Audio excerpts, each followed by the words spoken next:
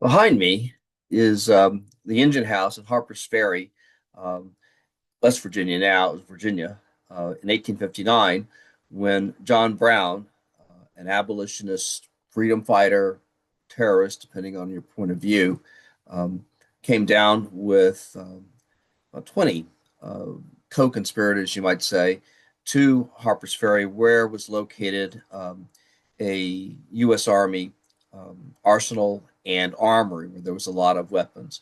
Uh, Brown's purpose was to start a slave insurrection. He would get all these weapons from the armory. He would distribute them to enslaved persons up and down the eastern slope of the Blue Ridge Mountains. That was the idea. Uh, the Harper's Ferry raid very quickly failed, and Brown was hanged a couple of months later. But the Harper's Ferry raid really was a kind of a culmination point in a growing crisis over uh, slavery in American society and American life that would ultimately lead to secession and civil war.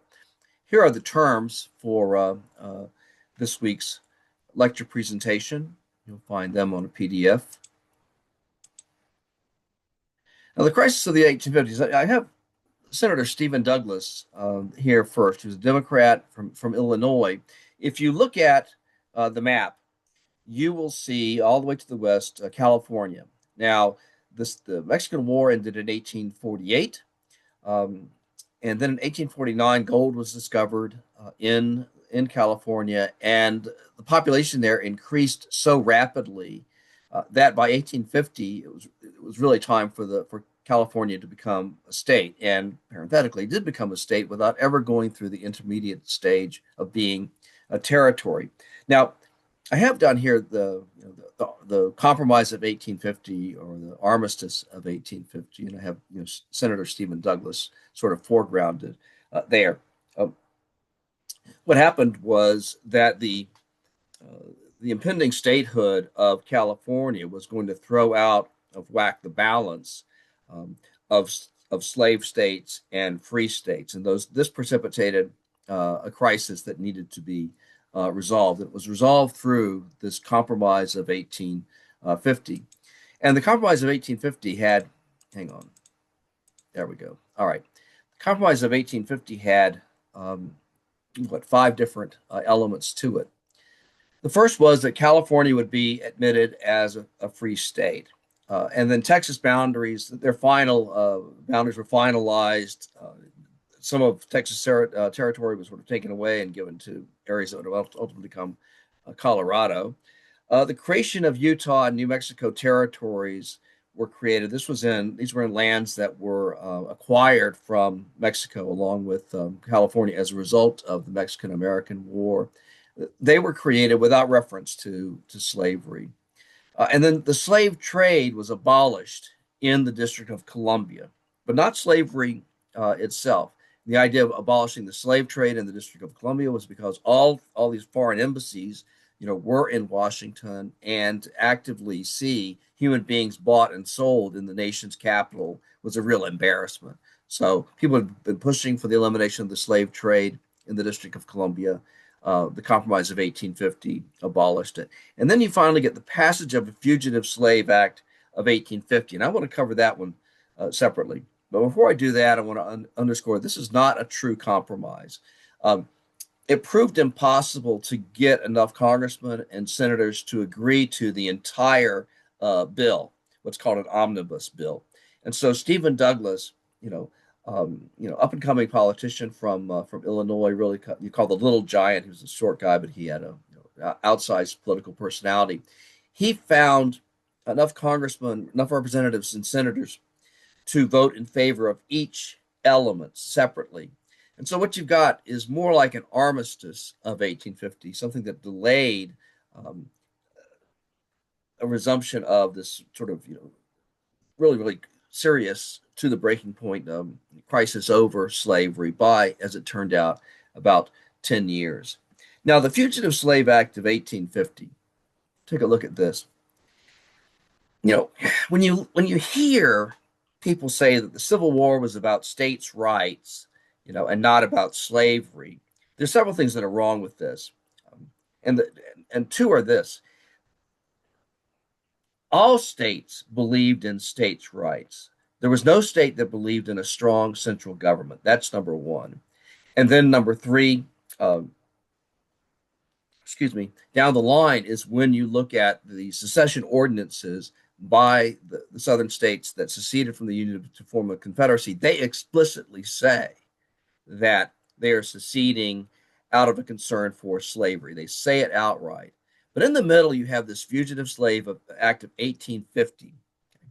And this was a federal law that overrode what were called personal liberty laws in a number of northern states, including Ohio. And what these personal liberties, what these personal liberty laws did was they required a standard of proof. If you were an owner or an agent for an owner, and you went on the northern soil and you identified someone as an enslaved person who needed to go back to their owner, these personal liberty laws said, well, you got to prove this. You got to prove this in court, and it was sort of difficult to do this. And Southern slaveholders, were really upset at what they viewed as an attempt by their northern brethren to make it difficult for them to recover slaves. So they insisted upon this Fugitive Slave Act that, first of all, overrode these personal liberty laws in the North. Secondly, this Fugitive Slave Act of 1850 required citizens to help in finding these enslaved persons, and it made it a federal crime to harbor fugitive slaves. So this was a very strong, overbearing, really, federal law insisted upon by these southern states, and in other contexts insisted upon, states' rights is really primary.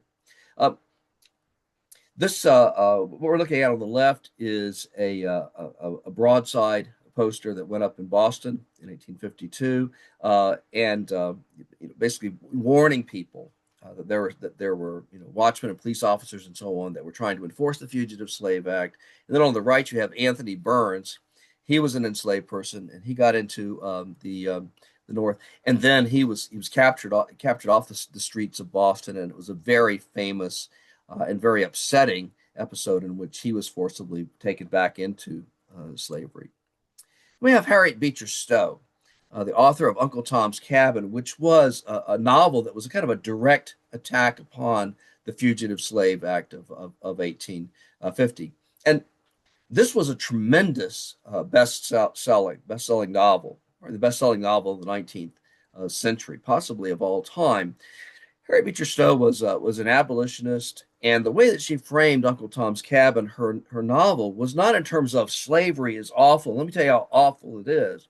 She sidestepped that, and what she drilled down upon instead was the impact of slavery upon families, particularly between mothers and their children. And people who may not be responsive to abstract arguments about, slavery and dominance and submission and so forth, they all understood family.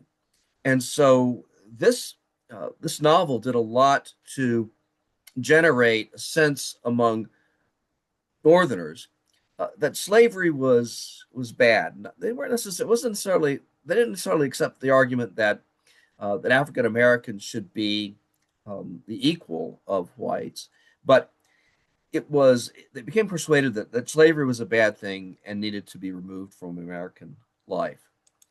Now, in 1854, there was an act that was passed. It's called the Kansas-Nebraska Act, and its impetus was once again Senator Stephen Douglas.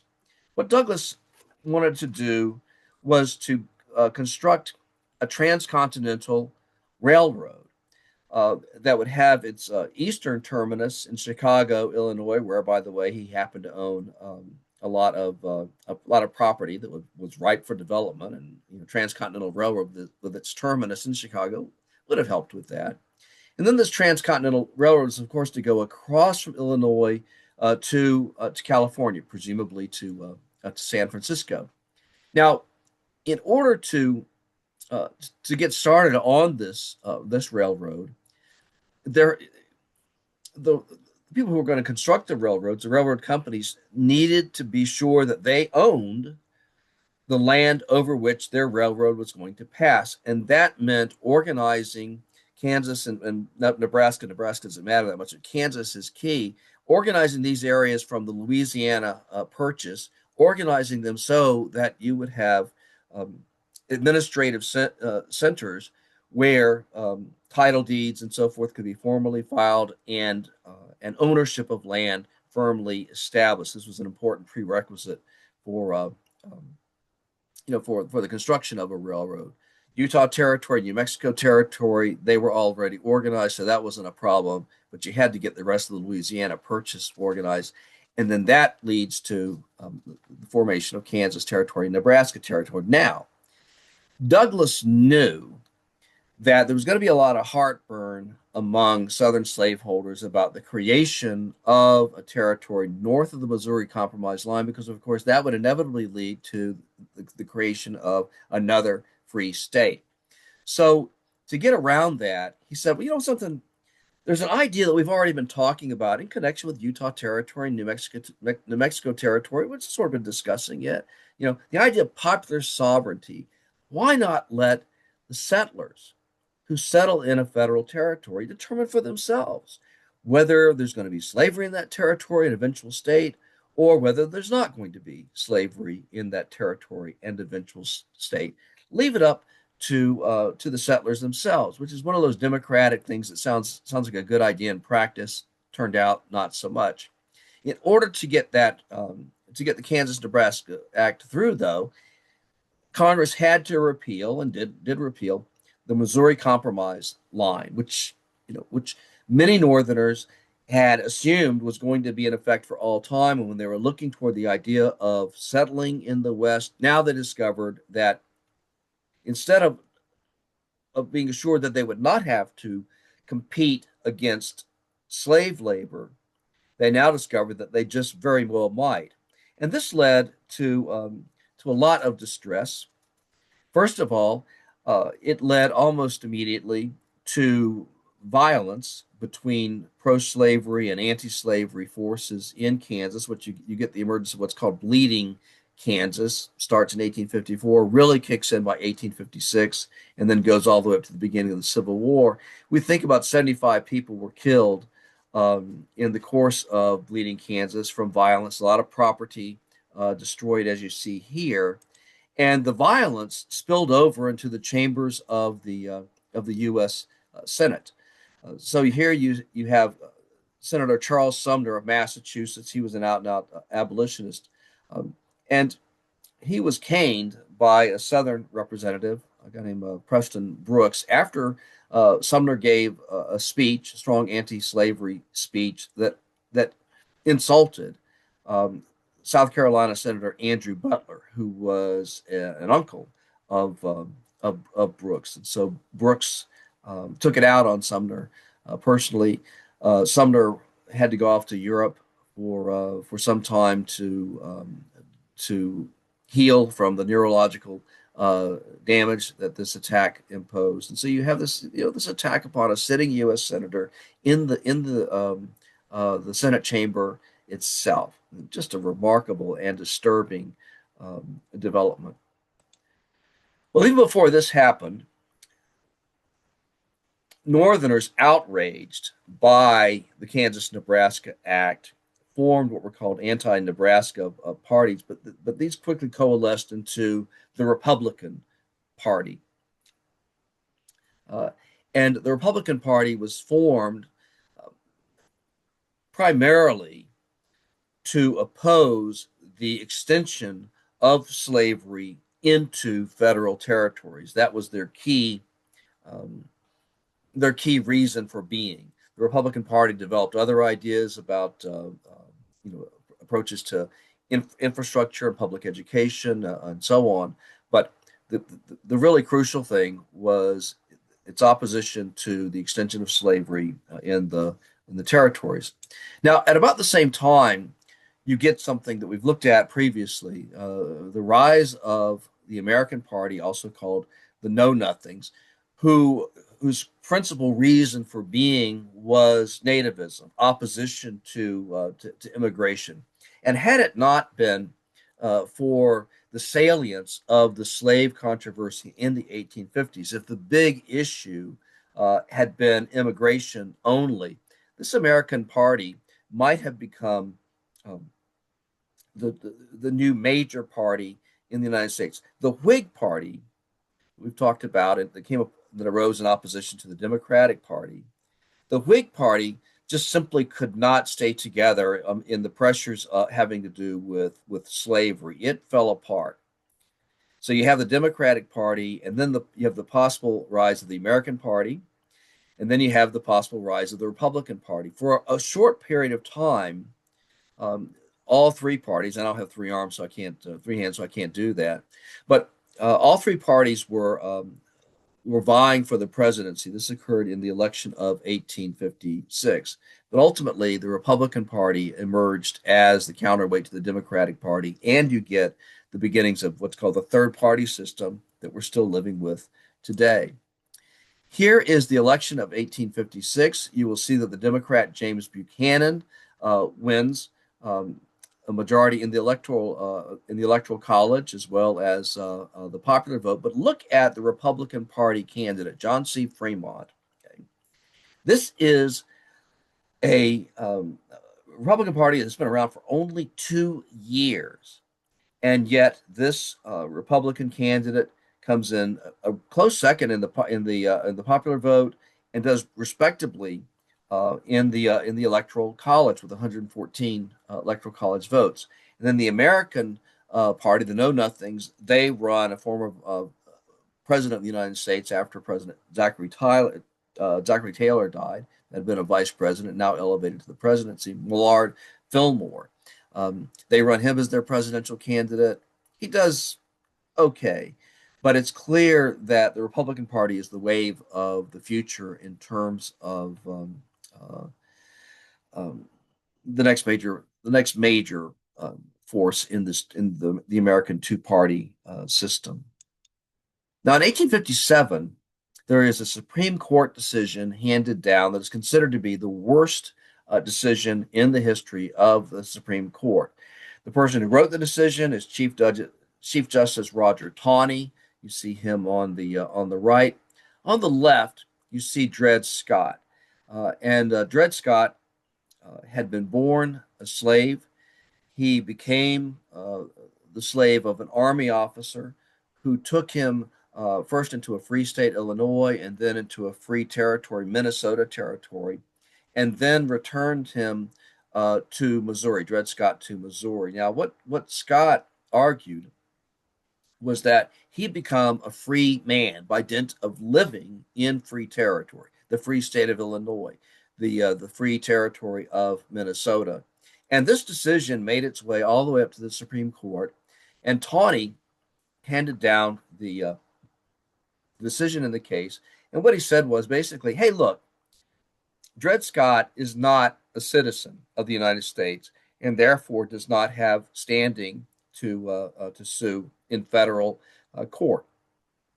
So he's not a citizen. And and Taney could have really stopped there and could have worked his decision, just in that limited kind of fashion. If he doesn't have standing to sue, then we don't have to deal with the rest of his case. But Taney went on to deal with, really to use this as the occasion to deal with the entire issue of slavery in the territories. And among other things, Taney held that the Missouri Compromise had been unconstitutional, already been repealed, mind you, by Congress, but it was unconstitutional in the first place.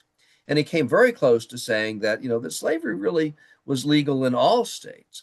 It was certainly legal in any federal territory. And in terms of free states, well, if you were a slave owner and you took an enslaved person with you into northern states, well, that didn't mean that your slave was going to be free or anything like that. This person would still be enslaved, would still be considered to be your property. So that's the impact of the Dred Scott decision. The following year, you have the Lincoln Douglas debates, and these are debates between Senator Stephen A. Douglas and a one-term former congressman Abraham Lincoln, who had otherwise been a prominent attorney living and working in Illinois.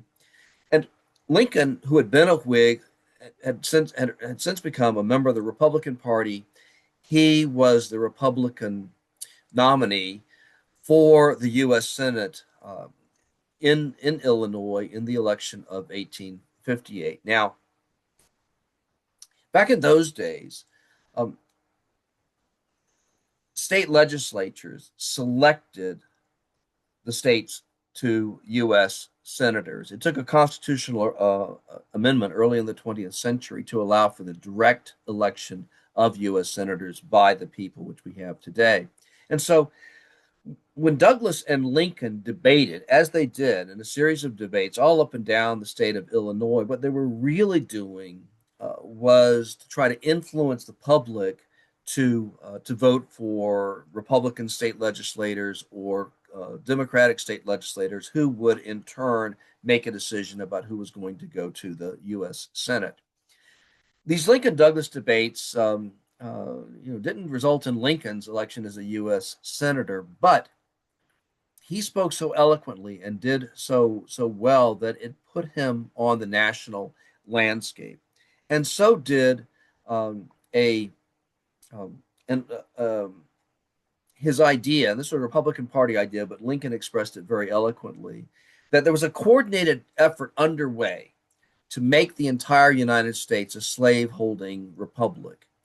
So the Compromise of 1850 had that Fugitive Slave Act. The Kansas-Nebraska Act repealed the Missouri Compromise, and then this popular sovereignty doctrine, took away the idea that the federal territories that were supposed to be free, now there was a possibility, if not a probability, that there was going to be slavery there. There's the Dred Scott decision of 1857, which I've just described. And in terms of bleeding Kansas, is not something I have here. President James Buchanan had been operating in a way, in terms of policies and so forth, that that tacitly supported the pro-slavery forces in Kansas. And so, in his famous House Divided speech, "A house divided against itself cannot stand," which he made in the state legislature of Illinois, sort of when he became the nominee, the Republican nominee for U.S. Senate. At one point, Lincoln talks about this slave power directly, and this is sort of the key part of the speech. When we see a lot of framed timbers, and so his analogy is of the construction of a house. And so the house hasn't been constructed yet, but when we see a lot of framed timbers, different portions of which we know have been gotten out at different times and places, and by different workmen, Stephen Douglas, Franklin Pierce, Roger Taney, and James Buchanan, for instance. And when we see these timbers joined together and see they exactly make the frame of a house or a mill, all the tenons and mortices exactly fitting, and all description, the lengths and proportions of the different pieces exactly adapted to their respective places, and not a piece too many or too few, not omitting even scaffolding. Or if a single piece be lacking, we can see the place in the frame exactly fitted and prepared to yet bring such piece in. In such a case, we find it impossible to not believe that Stephen Douglas and Franklin Pierce and Roger Taney and James Buchanan all understood one another from the beginning and all worked upon a common plan or draft drawn up before the first lick was struck. So that's a very eloquent way of saying there is a slave power conspiracy going on in this country. And of course, since he was going to be contending against Stephen Douglas in the general election, this is also a very strong slap at Stephen Douglas by saying that he was a member, really a prime mover in this slave power conspiracy. Well, Lincoln was not elected to the Senate in 1858, but again, his name was now on the national map. And then in 1859 occurred an event. This is on the eve of the presidential election year of 1860. When John Brown, who was an abolitionist, really very fervent abolitionist who believed in violence if necessary, to end slavery. John Brown had already been a prominent figure in Bleeding Kansas. We know that he and his followers murdered in cold blood at least 5 pro-slavery settlers there. And then in 1859, he and about 20 of his followers um, came down and executed the Harper's Ferry raid, which I talked about at the outset. Incidentally, Frederick Douglass knew about this plan to raid Harper's Ferry, but he did not join what was ultimately called the Secret Six. These were people who did not participate in the raid, but who helped to finance it and support it. Douglass sort of stayed away from it because he thought this thing is going to fail, and this is not the way to go about things effectively. Brown was caught, he was tried, and he was hanged just not even 2 months after the Harper's Ferry raid. But during his trial, he comported himself with such dignity and spoke so passionately, kind of like an Old Testament prophet, about his views on slavery, his opposition to slavery, moral opposition, that even his captors, respected the man. And initially, sort of horrified by what Brown and his followers had done in Harper's Ferry, as they received news reports about the things that Brown said under interrogation and during his trial, uh, many people in the North came to sympathize with Brown, and some regarded him as a martyr on the altar of anti-slavery. And on the day that he was hanged, there was mourning in a number of places throughout the North. In some northern cities, bells chimed to sort of memorialize the fact that he was being hanged on that day. So they were being rung in kind of mourning for Brown's loss. And you can imagine what this was like if you were white Southerners, because what Brown wanted to do was to foment a titanic slave insurrection. So this was the same um, as if you were hearing that your own countrymen living in the North wanted you dead. And this generated a crisis of loathing and a crisis of fear that carried into the presidential election of 1850. Oh, sorry, 1860. Okay. Now, what follows for the rest is I found some really cool uh, videos dealing with all of these different episodes, and they're going to sort of reinforce and amplify on what I've talked about in this presentation, and give you a much better sense ultimately of what these key episodes in this sectional controversy are all about. So, hope you enjoy all of those. I'm giving you an early introduction to them. Now see them more vividly.